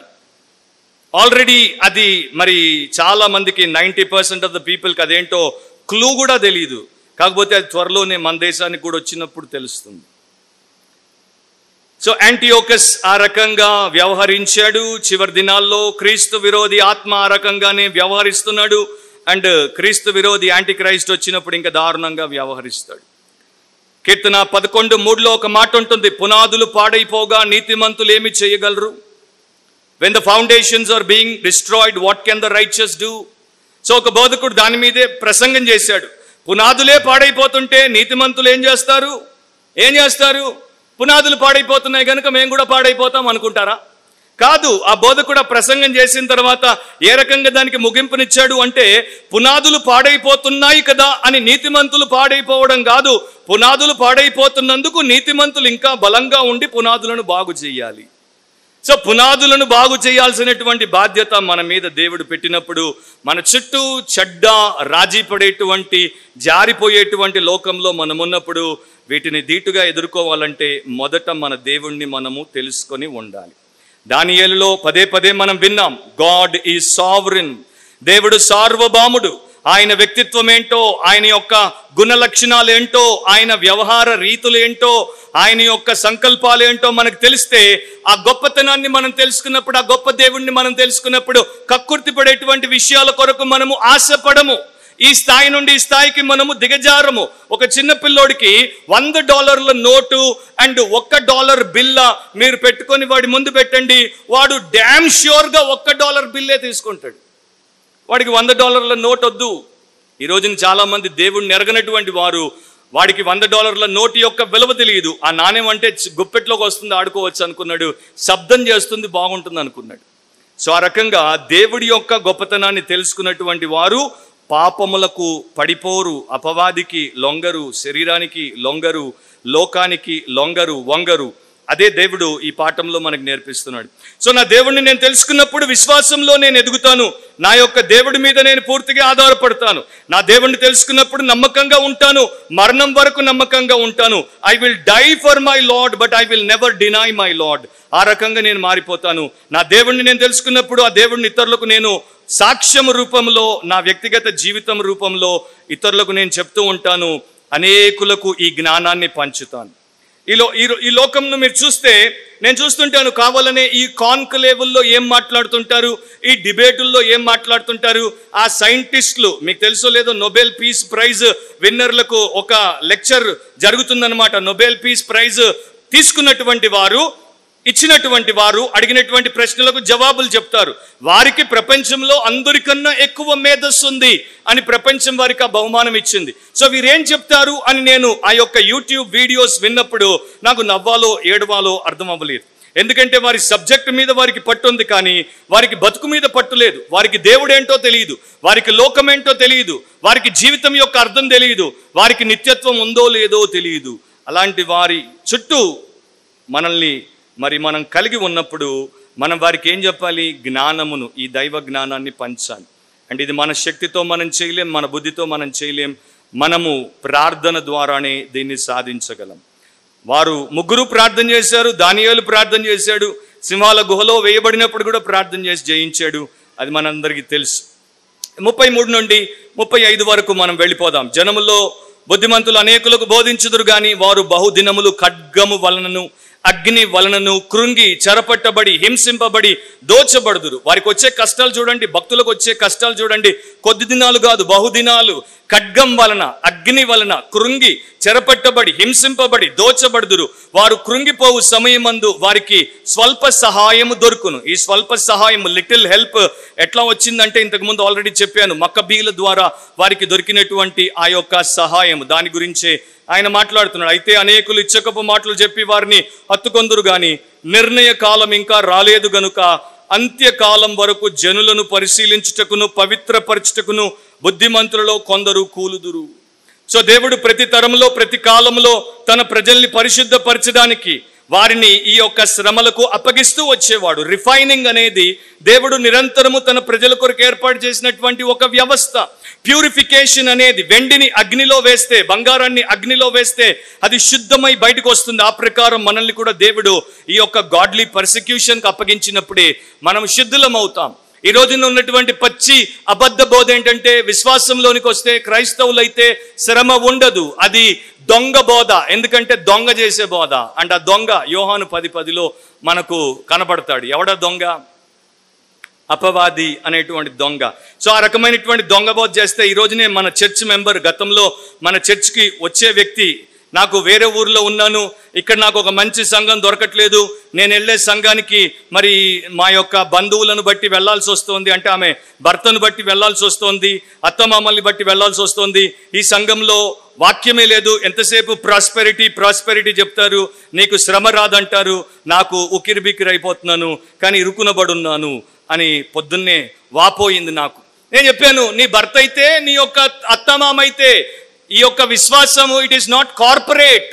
నీకు దేవుడు, దేవుడికి నీవు, మీ ఇద్దరి మధ్యలో ఉన్నటువంటి అనుబంధాన్ని ఎవ్వరూ అడ్డుకోకూడదు. అది వాక్యం కాదని నీకు తెలుసు. అలాంటప్పుడు భర్తకు చెప్పాలి, అత్తమామకి చెప్పాలి. వారు వింటే విన్నారు, వినకపోతే నీవు అబద్ధ బోధ చేసేటువంటి స్థలంలో, దేవుడు లేని స్థలంలో, సంఘము కాని స్థలంలో, పరిశుద్ధాత్ముడు పనిచేయని స్థలంలో నీవు ఉంటున్నావంటే నీవు మోసపోయావు. నన్ను అడిగితే నెక్స్ట్ సండే కాదు, ఈ రోజు నుండి ఆ చర్చికి స్వస్తి చెప్పు అని చెప్పాను. మరి ఏం చేస్తుందో నాకు తెలియదు. ఓకే, తర్వాత యాంటియోకస్ ఎపిఫేనస్ పర్షియా దేశంలో క్రీస్తు పూర్వము 163వ సంవత్సరంలో పిచ్చి పట్టి చచ్చిపోయాడు. సో గర్వంతో విర్రవీగినప్పుడు, అతిశయించినప్పుడు, అధికార దుర్వినియోగం చేసినప్పుడు, నానా రకాలుగా మరి పాపం చేసినప్పుడు, చివర చచ్చేటప్పుడు పిచ్చి పట్టేసి వస్తారు. సో వీళ్ళు పెట్టిన పేరు కరెక్టే కదా, Antiochus Epimanes. So he is a menace to the society. సొసైటీకి పట్టిన చీడ పురుగు లాంటి వాడు, చచ్చిపోయాడు. ఇక 35, 36 వచనాలు మీరు చూసుకుంటే, అంతకుముందు మీరు గమనించే ఉంటారు, నిర్ణయ కాలము 27వ వచనంలో వచ్చింది, 29వ వచనంలో వచ్చింది, 35వ వచనంలో వచ్చింది, తర్వాత భాగంలో కూడా వస్తుంది. నిర్ణయ కాలం అయిపోయింది, కానీ అంత్యకాలం ఇంకా అవ్వలేదు. సో ఈ రెండింటి మధ్యలో వ్యత్యాసం ఉంది. నిర్ణయ కాలం వేరు, అంత్యకాలం వేరు. 35, 36 మధ్యలో గ్యాప్ ఉంది. 35వ వచనానికి 36వ వచనానికి మధ్యలో గ్యాప్ ఉంది. అది ఇంకా పూరింపబడలేదు, అంటే ఇంకా అది నెరవేరలేదు. 35వ వచనం వరకు, 21 నుండి 35 వరకు అయిపోయింది గతకాలపు చరిత్ర. కానీ 36 నుండి 45 వరకు అవ్వాల్సి ఉంది, భవిష్యత్తుకు సంబంధించినటువంటి ప్రవచనం. నవి యొక్క గతకాలానికి సంబంధించినటువంటి చరిత్రలో ప్రతి పూస, ఆ దండకున్నటువంటి 1,00,000 పూసల్లో ప్రతి పూస దేవుడు పెట్టి దాని యొక్క విషయాన్ని ఎలా రాయించాడో అలాగే జరిగింది. ఇక 36 నుండి 39 వరకు మనం రాసుకుంటే, ఇక్కడ కూడా పండితుల అభిప్రాయాలు వేర్వేరుగా ఉన్నాయి. కాకపోతే బైబిల్ చెప్పేటువంటి విషయాన్ని నేను మీకు చెప్పేస్తాను. అదేంటంటే, ఇదంతా కూడా ఇక యాంటీ క్రైస్ట్ని సూచిస్తోంది, క్రీస్తు విరోధిని సూచిస్తోంది. ఆ రాజు ఇష్టానుసారముగా జరిగించి తను తానే హెచ్చించుకొనుచు అతిశయపడుచు ప్రతి దేవత మీదను దేవాది దేవుని మీదను గర్వముగా మాట్లాడుచు ఉగ్రత సమాప్తి అగు వరకు వృద్ధి పొందును. ఆ మాటలు అండర్లైన్ చేసుకోవచ్చు. ఉగ్రత సమాప్తి అగు వరకు వృద్ధి పొందును, అంతటా నిర్ణయించినది జరుగును. అతడు అందరికంటే ఎక్కువగా తను తాను హెచ్చించుకొను గనుక తన పితరుల దేవతలను లక్ష్య పెట్టడు, మరియు స్త్రీల కాంక్షిత దేవతను గాని ఏ దేవతను గాని లక్ష్య పెట్టడు. ఇది ఈ యొక్క రాజు గురించి రాయబడినటువంటి వివరణ. యాంటీ క్రైస్ట్ సీన్ మీదకి వచ్చేస్తాడు. ఎప్పుడంటే ఇంకా ముందుంది, భవిష్యత్తులో అతడు ఏ టైంలోనైనా రావచ్చు. యాంటీ క్రైస్ట్ యొక్క పేరేంటో మనకు తెలియదు, ఆయన యొక్క రియల్ నేమ్ ఏంటో మనకు తెలియదు. యాంటీయోకస్ రియల్ నేమ్ తెలుసు, కానీ యాంటీ క్రైస్ట్ రియల్ నేమ్ తెలియదు. కాకపోతే యాంటీ క్రైస్ట్ యొక్క టైటిల్స్ ఏంటో మనకు తెలుసు. దానియేలు 7:8లో చిన్న కొమ్ము, దానియేలు 8:23లో మరి ఆ కోపము కలిగినటువంటి ముఖము గల రాజు, దానియేలు 9:26లో వచ్చేటువంటి రాజు, దానియేలు 11:21లో నీచుడైన వ్యక్తి, 2వ తెస్సలోనిక 2:3లో పాప పురుషుడు, 2వ తెస్సలోనిక 2:3లో నాశన పాత్రుడు, 2వ తెస్సలోనిక 2:8లో ధర్మ విరోధి, ప్రకటన గ్రంథం 13వ అధ్యాయం 1వ వచనంలో క్రూరముగ్రం. సో ఈ రకంగా అనేక టైటిల్స్ ద్వారా దేవుడు వాని యొక్క వ్యక్తిని, వాని యొక్క గుణాన్ని మనకు చూపిస్తున్నాడు. అతడు పరిపూర్ణంగా స్వార్థపరుడు, అతడు పరిపూర్ణంగా అహంకారి, అతడు కన్ను మిన్ను కానకుండా ప్రవర్తించేటువంటి అత్యంత దుర్మార్గ దురంధరుడు అని చెప్పొచ్చు. అతనికి ఉన్నటువంటి ఏకైక లక్షణం ఏంటంటే, ఆదికాండం 3వ అధ్యాయంలో నేను దేవతనైపోవాలి, మీరు దేవతలైపోతారు అని సాతాను ఊదినటువంటి అబద్ధాన్ని ప్రతి మనిషి నమ్మి తన యొక్క గ్లోరీ కొరకే ప్రతి ఒక్కడు బ్రతుకుతాడు గనుక ఈ రకంగానే ఇతడు మరి తారస్థాయిలో మనకు కనబడతాడు. సో అతని యొక్క రాజ్యం ఏ రకంగా విస్తరించింది గతంలో నేను చెప్పాను గనుక మరలా వాటిలోనికి నేను వెళ్ళను. పొలిటికల్గా మొదట రాజకీయంగా తన్ను తాను బలపరుచుకున్నాడు. 10 మంది రాజులు అతనికి బలాన్ని ఇచ్చారు. ప్రకటన గ్రంథం 17వ అధ్యాయం 12-13 వచనాల ప్రకారం. సో రాజకీయంగా అతడు స్థానాన్ని సమకూర్చుకున్న తర్వాత మతపరంగా అతడు తన యొక్క బలాన్ని పెంపొందించుకున్నాడు. 2వ తెస్సలోనిక 2:4 ప్రకారము అతడు మహోన్నతుని మీద తన్ను తాను మరి నిలబెట్టుకోవడానికి ప్రయత్నం చేశాడు. దానియేలు 7:25 ప్రకారం మహోన్నతుడైనటువంటి దేవుణ్ణి అతడు దూషించాడు. ప్రకటన గ్రంథం 13వ అధ్యాయం ప్రకారము మొదట రాజకీయంగా ప్రపంచమంతటిని తన గుప్పెట్లోకి తెచ్చుకున్నాడు, 7-8 వచనాలు. ఆ తర్వాత 11-15 వచనాల వరకు తన యొక్క శిష్యుడు అబద్ధ ప్రవక్త ద్వారా వాడు చేసినటువంటి అద్భుతాల ద్వారా ప్రపంచమంతా కూడా తనకు వంగి మొక్కి తన్ను ఆరాధించేటట్టు వారిని ప్రలోభానికి గురి చేశాడు. ఇశ్రాయేలీలతో 7 సంవత్సరాలు ఆ యొక్క నిబంధన చేస్తాడు. అతడు సమాధానపు అధిపతిగా కనబడతాడు. కానీ మధ్యలో దాన్ని మీరి దాన్ని విరిచేసి తన యొక్క నిజస్వరూపాన్ని బయట పెడతాడు. 37వ వచనంలో మనం ఒక విషయాన్ని గమనించి ఉంటాం. తన పితరుల దేవతలను లక్ష్యపెట్టడు అనే పదాలను బట్టి కొంతమంది స్కాలర్లు ఈ రకంగా అభిప్రాయపడ్డారు. పాత నిబంధనలో మన యొక్క అంటే అబ్రహాము, ఇస్సాకు, యాకోబులను గురించి పితరుల దేవుడు అని నిర్గమకాండం 3:15లో బైబిల్ చెప్తోంది కనుక ఈ యొక్క క్రీస్తు విరోధి ఒక యూదుడై ఉండాలి అని కొంతమంది పండితులు అభిప్రాయపడ్డారు.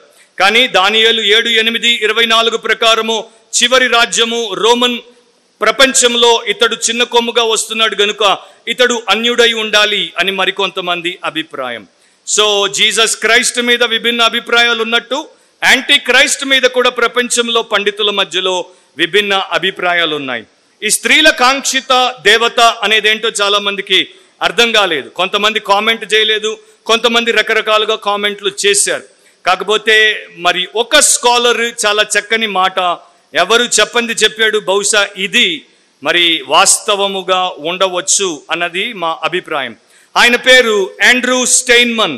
ఆండ్రూ స్టెయిన్మన్ ఏమంటాడంటే ఇతడు పెళ్లి చేసుకోడు, ఇతడు వివాహాన్ని నిషేధిస్తాడు, ఇతడు తన బలాన్ని ఒక స్త్రీకి ఇవ్వడు, ఇతడు ఒక వ్యక్తితో తన జీవితాన్ని పంచుకోడు. దాని అర్థం ఏంటంటే ఇతడితో ఎవ్వరూ సమానంగా ఉండడానికి వీల్లేదు. ఒక మనిషి తన్ను పెళ్లి చేసుకుని తన భార్యగా తన సహధర్మచారినిగా వస్తే ఆమె తనతో జీవితాన్ని పంచుకుంటే అన్ని పంచుకోవాల్సి వస్తే ఇక ఇతని స్థాయి తగ్గిపోతుందని ఇతడు పెళ్లి కాకుండా ఉంటాడు. వాని యొక్క దురుద్దేశం ఏంటంటే అందరూ నా కిందే ఉండాలి, ఎవరు నా పైకి నా పక్కకి రాకూడదు. రెండవది ఇతడు ఏ దేవతనైనా సరే కింద పారేస్తాడు, తన్ను పైన పెట్టుకుంటాడు. అది ఆల్రెడీ నేను మీకు చదివేశాను. సో ఆ రకమైనటువంటి మనిషి కనుక he will not commit himself to marriage and he will not commit himself to true piety. నిజమైనటువంటి భక్తికి తను తాను అప్పగించుకోడు. ఆ రకంగా ఈ క్రీస్తు విరోధి ఉంటాడు.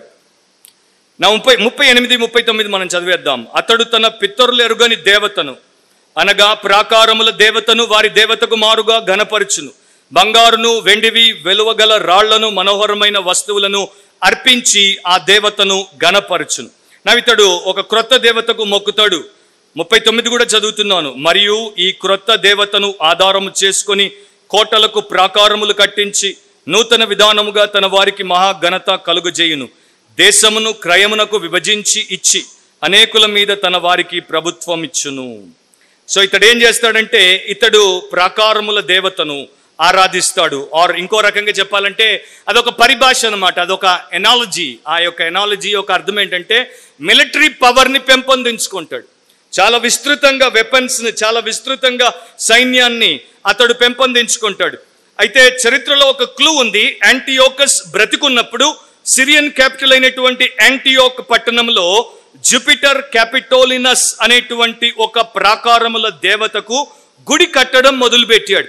సో ఇది దానికి సూచన అయి ఉండొచ్చు అని కొంతమంది అభిప్రాయపడతారు. బట్ ఏది ఏమైనప్పటికీ సమాధాన పుత్రుడిగా కనబడతాడు. కానీ తర్వాత యుద్ధ పురుషునిగా తను తాను నిరూపించుకుంటాడు. శామ్ జోన్స్ అనేటువంటి ఒక తెల్ల జాతీయుడు సువార్థికుడు ఒకానొక సందర్భంలో నల్ల జాతీయుల సంఘానికి వాక్య పరిచర్య చేయడానికి ఆహ్వానించబడ్డాడు. సో నల్ల జాతీయులను అమెరికా దేశంలో కలర్డ్ పీపుల్ అంటారు, అంటే రంగు ప్రజలు అని అంటారు. సో వారి మధ్యకు వచ్చినప్పుడు చక్కగా వారిని దేవుడి ప్రేమతో ప్రేమించి దేవుడి సువార్త వారికి ప్రకటించాడు. అప్పుడు ఒక నల్ల జాతీయురాలు, వృద్ధురాలు, 60 ఏళ్ళు పైబడిన ఆవిడ ఆయన దగ్గరికి వచ్చి గట్టిగా ఆయన చేయి పట్టుకొని, God bless you brother Jones, మీరు మరి ప్రతి ఒక్కరి బోధకుడు, అంటే మీరు తెల్లవారి బోధకుడే కాదు, మీరు తెల్లవారి బోధకుడు, నల్లవారి బోధకుడు, మీరు ప్రతి ఒక్కరిని ప్రేమించి ప్రతి ఒక్కరికి వాక్యాన్ని ఉన్నది ఉన్నట్టుగా బోధించేటువంటి బోధకులు అని చెప్పి ఒక మంచి మాట ఉంది. You may have white skin but brother you surely got a black heart. నీకు తెల్ల చర్మం ఉండొచ్చు, కానీ సహోదరుడా నీకైతే లోపల నల్ల హృదయం ఖచ్చితంగా ఉంది అంది. అంటే ఆమె యొక్క ఉద్దేశం ఏంటంటే, నీవు తెల్ల హృదయం పెట్టుకొని నల్లవారమైన మమ్మల్ని ద్వేషించే వ్యక్తివి కాదు, నీలో నల్లవారిని ప్రేమించే నల్ల హృదయం ఉంది. నీ పైన ఆకారం తెల్లగా ఉన్నా లోపల మమ్మల్ని ప్రేమించే నల్ల హృదయం ఉంది అని ఆమె అంది. అది నేను చదివినప్పుడు నాకు అనిపించింది, యాంటీ క్రైస్ట్కి దీన్ని ఇంకొక రకంగా నేను వాడతాను. అతడు పైకి సమాధాన పుత్రుడిగా కనపడతాడు, కానీ లోపల అతని కన్నా క్రూర మృగం మరొకటి లేదు. సో యాంటీ క్రైస్ట్ ఏంటంటే, on the outside he has white skin but on the inside he has a black heart, లేకపోతే blackest heart అని మనం చెప్పొచ్చు. అండ్ ఈ రకంగా అతడు తన యొక్క రాజ్యాన్ని స్థాపించుకుంటాడు. 40వ వచనానికి వచ్చేసేయండి. 40వ వచనము మరొక కష్టతరమైనటువంటి వచనం. దీని మీద పండితులు ఇంకా పోరాడుతూనే ఉన్నారు. అంత్యకాలమందు దక్షిణ దేశపు రాజు అతనితో యుద్ధము చేయును. దక్షిణ దేశం అంటే ఈజిప్ట్. కాకపోతే గుర్తుపెట్టుకోవాలి, 35 తర్వాత మరిక ఇప్పుడు ఇది భవిష్యత్తులో జరగబోయేటువంటిది కనుక ఇక్కడ నుండి 40 నుండి 45 వరకు వచ్చేటువంటి దక్షిణ దేశము, ఉత్తర దేశము, లేకపోతే దక్షిణ దేశపు రాజు, ఉత్తర దేశపు రాజు అంటే ఇక మీ మైండ్ నుండి టొలోమీలు, సెల్యూసిడ్లు అనేది ఇరేస్ చేసేయండి. ఎందుకంటే టొలోమీలు, సెల్యూసిడ్లు ఎప్పుడో పోయారు, చరిత్రలో కలిసిపోయారు. ఇది ఫ్యూచర్ అన్నమాట. ఫ్యూచర్లో టొలోమీలు ఉండరు, సెల్యూసిడ్లు ఉండరు. ఫ్యూచర్లో ఎవరు వస్తారో మనకు తెలియదు. కాకపోతే king of the north, king of the south, దీని గురించే ఇప్పుడు 2 ఇంటర్ప్రిటేషన్స్ ఉన్నాయి. కింగ్ ఆఫ్ ద నార్తే యాంటీ క్రైస్ట్ అని చెప్పే స్కాలర్లు, కాదు యాంటీ క్రైస్ట్ వేరు, king of the south, king of the north అతని మీదకి యుద్ధానికి వస్తే అతడు యూరప్ నుండి మిడిల్ ఈస్ట్కి వచ్చి వీరితో యుద్ధం చేసి వీరిని జయించి ఈ క్రమంలో అనేక దేశాలను తన కైవసం చేసుకుంటాడు అని చెప్పేవారు ఉన్నారు.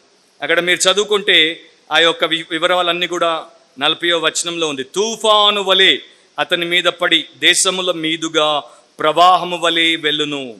ఇప్పుడు ఈ దేశముల మీదుగా ప్రవాహం వలె వెళ్ళును అనేటువంటి పదజాలాన్ని కొంతమంది స్కాలర్లు తీసుకున్నప్పుడు ఇప్పుడు ఈ యొక్క నార్త్ ఏంటి, నార్థన్ కింగ్ ఎవరు అనే దాని గురించి దాన్ని ఐడెంటిఫై చేయడానికి చాలా కష్టపడ్డారు. సో నార్త్లో ఉన్నటువంటిది ప్రస్తుతం కొంతమంది అభిప్రాయం ప్రకారము టర్కీ అని, కొంతమంది అభిప్రాయము సిరియా అని, మరికొంతమంది పండితులు రష్యా అని, ఈ రకంగా దానిని వారి దృష్టిలో పెట్టుకొని అన్ని దేశాలు దాటి రావాలంటే అది రష్యా అయి ఉండాలి అని చెప్పి రకరకాలుగా దాని గురించి కూడా వ్యాఖ్యానించారు. అది ఈ పాఠానికి సంబంధించింది కాదు గనుక నేను దాన్ని వదిలేస్తాను. 41 అతడు ఆనంద దేశమున ప్రవేశించుట వలన అనేకులు కూలుదురు గాని ఏదోమీయులను, మోయాబీయులను, అమ్మోనీయులలో ముఖ్యులను అతని చేతిలో నుండి తప్పించుకొనుదురు. లాస్ట్ పాఠంలో మనం చూసాం కదా, ఆనంద దేశము అంటే ఏంటో దేనికి సూచనం. సో ఇతడు ఈ రకంగా యుద్ధంలో మొదటిసారి చేసినప్పుడు కొంతమంది ఇతనికి దొరకరు. ఏదోమీయులు, మోయాబీయులు, అమ్మోనీయుల్లో మరి కొందరు ఇతని చేతుల్లో పడరు. కాకపోతే చాలా రాజ్యాలను ఇతడు కైవసం చేసుకుంటాడు, కానీ ఇవి మాత్రం అప్పటికి దొరకవు. అయితే ఈ యొక్క ఇశ్రాయేలు భూభాగంలోనికి వస్తాడు. ఈ క్రమంలో చాలా మంది చంపబడతారు. 42, 43 అతడు ఇతర దేశముల మీదికి తన సేన నంపించును, ఐగుప్తు సహా తప్పించుకొన నేరదు. ఈసారి యాంటీ క్రైస్ట్ చేతుల్లో ఈజిప్ట్ తప్పించుకోలేదు, యాంటీయోకస్ చేతుల్లో పడకుండా తప్పించుకుంది. అతడు విలువగల సమస్త బంగారు వెండి వస్తువులను, ఐగుప్తు యొక్క విలువగల వస్తువులన్నింటినీ వశపరుచుకొని లూబియులను, కూషియులను తనకు పాదసేవకులుగా చేసుకున్నాడు. అంటే ఈజిప్టుతో పాటు కొన్ని అరబ్ నేషన్స్ ని కూడా అతడు తన వశంలోనికి చేసేసుకుంటాడు. లూబియులు అంటే లిబియన్లు అండ్ ఆ తర్వాత ఉన్నటువంటి ఆ యొక్క దేశస్థులు మరి దాని విషయంలో కూడా కొంత భేదాభిప్రాయం ఉంది. నుబియన్స్ అని, లేకపోతే కుష్ అంటే ఈథియోపియన్స్ అని రకరకాలుగా పండితులు మాట్లాడతారు. సో దాన్ని వదిలేద్దాం. కాకపోతే ఆ దేశాల వారు ఇతని కైవసం అయిపోతారు. ఇక ఫైనల్లీ 44, 45 అంతటా తూర్పు నుండి ఉత్తరము నుండి వర్తమానములు వచ్చి అతని కలతపరచును గనుక అత్యాగ్రహము కలిగి అనేకులను పాడు చేయుటకును నశింప చేయుటకును అతడు బయలుదేరును. కాబట్టి తన నగరు డేరాను సముద్రములకును పరిశుద్ధానందము గల పర్వతమునకును మధ్య వేయును. అయితే అతనికి నాశనము రాకుండుటకై సహాయము చేయు వాడెవడును లేకపోవును. సో చాలా గంభీరమైనటువంటి వివరాలు అక్కడ కూడా రాయబడ్డాయి. ఇక అతడు ఏం చేస్తాడంటే, అతని మీదికి పెద్ద సైన్యం వస్తోందని విన్నప్పుడు ఇక అతడు యెరూషలేములోకి వచ్చేస్తాడు. ఈ సైన్యం యొక్క సంఖ్య మనకి ప్రకటన గ్రంథం 9వ అధ్యాయం 16వ వచనంలో ఇవ్వబడింది. అక్కడ 20 కోట్లు అని ఇవ్వబడింది. 200 మిలియన్ సోల్జర్స్ ఈస్ట్ నుండి యూఫ్రటీస్ రివర్ దగ్గర నుండి వస్తారు అని బైబిల్ చెప్తోంది. సో ఇది భవిష్యత్తులో జరగబోయేటువంటి యుద్ధం. ఇతడు యెరూషలేములో ఎక్కడ తన యొక్క టెంట్ వేసుకుంటాడు, నగరు డేరాను ఎక్కడ వేసుకుంటాడంటే సముద్రములకును పరిశుద్ధ ఆనందము గల పర్వతమునకును. పరిశుద్ధానందము గల పర్వతము, బ్యూటిఫుల్ హోలీ మౌంటైన్ అనేది ఏంటో మనకి తెలుసు. అది జెరూసలం. దానికి అటు ఇటు ఉన్నటువంటి సముద్రాలు, ఒకటి మృత సముద్రం డెడ్ సీ, మరొకటి మెడిటరేనియన్ సీ మధ్యధారా సముద్రం. ఈ రెండింటి మధ్యలో ఉన్నటువంటి భూభాగంలో ఈ యుద్ధము జరగబోతోందని బైబిల్ చెప్తోంది. అండ్ చరిత్రకారులు కూడా ఇప్పుడు అక్కడికి వచ్చి సర్వేలు చేసి ఆ రకమైనటువంటి పల్లపు భూమి, అక్కడ ఇంత పెద్ద సైన్యం కూడుకోవడానికి అక్కడే అది వీలవుతుంది అని కొంతమంది ఆల్రెడీ ప్రస్తావించారు. దాన్నే బైబిల్ హర్మగెద్దోన్ యుద్ధము అని కూడా చెప్తోంది. సో ఆ యుద్ధంలో ఇతడు ఓడిపోతాడు. ఆ యుద్ధంలో యేసు ప్రభు తన యొక్క ప్రకాశము చేత వీడిని నాశనం చేస్తాడు. వీడి యొక్క నాశనము అత్యంత హేయముగా ఉంటుంది. అండ్ చివరి వచనం బాగుంది, అతనికి నాశనము రాకుండుటకై సహాయము చేయువాడెవడును లేకపోవును. సో వాడి మీదకి డిస్ట్రక్షన్ వచ్చినప్పుడు వాడిని కాపాడేవాడే ఉండడు, వాడిని ఆదుకునేవాడే ఉండడు. ఎందుకంటే వాడికి వ్యతిరేకంగా ఒక దేశము, ఒక సైన్యము, ఒక రాజు రావట్లేదు. వానికి వ్యతిరేకంగా స్వయంగా రాజుల రాజు, ప్రభువుల ప్రభు, దేవాది దేవుడు, సార్వభౌముడైనటువంటి ఆ ప్రభు అయిన యేసుక్రీస్తే వస్తాడు గనుక వాడు నిలవలేడు. వాడి నాశనం గత పాఠంలో యాంటిక్రైస్ట్ గురించి నేను చెప్పినప్పుడు 7th చాప్టర్ అనుకుంటాను, దాని గురించి చెప్పినప్పుడు చెప్పాను. సో ముగింపు ఏంటి, మనం తీసుకోవాల్సినటువంటి లెసన్ ఏంటి? దేంట్లో లెసన్ ఏంటంటే, మన చుట్టూ ఉన్నటువంటి పరిస్థితులు ఏ రకంగా మనము ఎదుర్కోవాల్సి వచ్చినా, మన పరిస్థితులు మనకు వ్యతిరేకంగా తారుమారైనా, మనల్ని వ్యతిరేకించేటువంటి పాలకులు మనకు వచ్చినా, మనల్ని నానా రకాలుగా హింసలు చేసి మన మీద వారు అధికారం చెలాయించి మనల్ని వంచే ప్రయత్నం చేసినా, చివరికి విజయం మనదే. కాకపోతే మన దేవుడి పక్షాన మనం రాజీ పడకుండా నిలబడితే, మన దేవుణ్ణి మనము ఎరిగి ఉంటే, అప్పుడు ఆ దేవుడు మనకు ఘన విజయాన్ని అనుగ్రహిస్తాడు. కాకపోతే దేవుడు ఎప్పుడు కూడా తన ప్రజలకు శ్రమ రాదు అని, లేకపోతే హింసకు గురికారు అని, వారి యొక్క జీవితం సురక్షితంగా భద్రంగా ఉంటుందని ఒక్కసారి కూడా ఆయన చెప్పలేదు. ఈ రకంగా ఆయన మనల్ని ప్రిపేర్ చేశాడు. సో దేవుడు ఎప్పుడు అడ్వాన్స్గానే మనకు వార్నింగ్ ఇస్తాడు. మనం ఇప్పుడున్నటువంటి లోకంలో క్రీస్తు విరోధి యొక్క ఆత్మ ఉంది, పాప పురుషుని యొక్క పని జరుగుతోంది, అండ్ ధర్మ విరోధమైనటువంటి క్రియలు, కలాపాలు విస్తృతంగా ఉన్నాయి. అలాంటప్పుడు మనము రాజీ పడాలా? రాజీ పడాల్సి వస్తే ఎక్కడ రాజీ పడతాం? చర్చిలో కాదు, బయటే, మన కాలేజెస్లో, మన స్కూల్స్లో, మన యొక్క సిస్టమ్స్లో, గవర్నమెంట్ ఆఫీసుల్లో, బజారుల్లో మనం అటు ఇటు పోతున్నప్పుడు అక్కడే కదా మనం రాజీ పడాల్సింది. మరి అక్కడ ఈ గాడ్లెస్, ఫెయిత్లెస్ వరల్డ్లో, సొసైటీలో నీవు నీ దేవుణ్ణి ఎరిగితే రాజీ పడతావా? అది ప్రశ్న అన్నమాట. ఒకటైతే దేవుడే చెప్తాడు, నమ్మకంగా ఈ పతనమైనటువంటి లోకంలో ఉండుట చాలా కష్టము, అది సులభం కాదు. Following Christ in a fallen world is real hard, చాలా కష్టము. ఆల్రెడీ మనం చదివా 35వ వచనంలో అనుకుంటాను. సో అలాంటప్పుడు నీవు తట్టుకోవడానికి ఏం చేస్తున్నావు? నీవు నిలబడి ఉండడానికి ఏం చేస్తున్నావు? సార్వభౌముడైనటువంటి దేవుణ్ణి నీవు ఆశ్రయించావా? నాకు ఇష్టమైనటువంటి కీర్తన మాట చదివి నేను ప్రార్థన చేస్తాను. 91వ కీర్తన.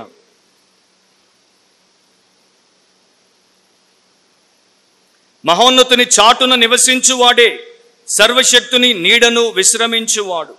ఆయనే నాకు ఆశ్రయము, నా కోట, నేను నమ్ముకొను నా దేవుడని నేను యెహోవాను గూర్చి చెప్పుచున్నాను.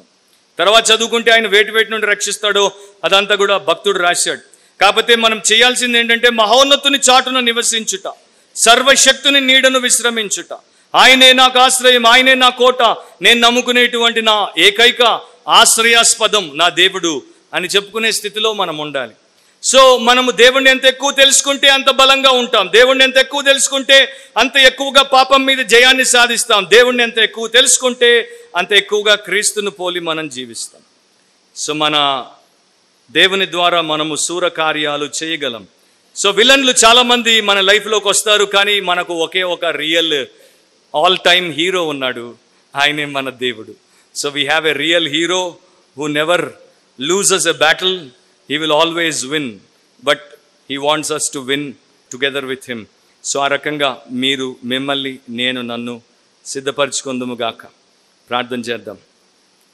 పరిశుద్ధుడు, సర్వోన్నతుడు, సార్వభౌముడవైన మా దేవ, మరొకసారి మీ వాక్యము మాకు గతాన్ని చూపింది. చరిత్ర చెక్కు చెదరకుండా మీరు చెప్పినట్టే జరిగింది ప్రభువా. మరి ఇప్పుడు భవిష్యత్తులో జరగబోయేది కూడా మీరు చెప్పినట్టుగానే జరుగుతుంది. ఆకాశము గతించిపోతాయి, కానీ మీ యొక్క మాటలో ఒక హల్లు కానీ ఒక పొల్లు కానీ గతించిపోదు. ప్రభువా, నీవు ఎంతో నమ్మదగిన వాడవు, నీవొక్కడవే నిత్యమైన వాడవు, నీవే చెప్పింది నెరవేర్చువాడవు.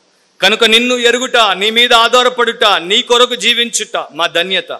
ఆ రకంగా మేము తయారవుటకు సహాయం చేయండి. ఈ యొక్క చెడిపోతున్నటువంటి లోకంలో, పునాదులు పాడైపోతున్నటువంటి తరంలో నీతిమంతులముగా మేము బ్రతికి పునాదులు బాగు చేసుకునే కృప దయచేయమని, వాక్యం విన్న నీ ప్రియ బిడ్డలందరి జీవితంలో ఈ వాక్యమును ఫలింపచేయమని యేసు పరిశుద్ధ నామమును అడిగి ప్రార్థిస్తున్నాం తండ్రి. ఆమేన్.